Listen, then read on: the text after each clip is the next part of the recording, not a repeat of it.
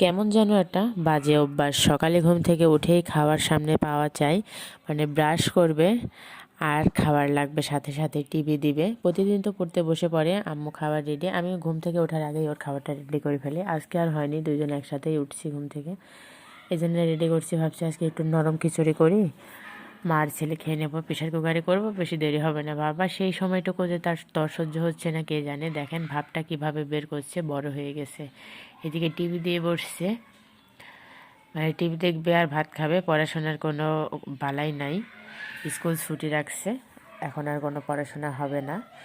আপনারাই শোনেন তার কি কমপ্লিমেন্ট খিচুড়ি খেয়ে।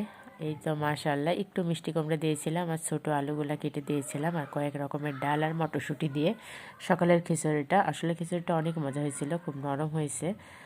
আমি মাখিয়ে নিচ্ছি, দেখেন ছুলনি দিয়ে। আসলে প্রেশার কুকারে তো বুঝতেই পারছেন, একটু নেড়ে নেওয়া লাগবে।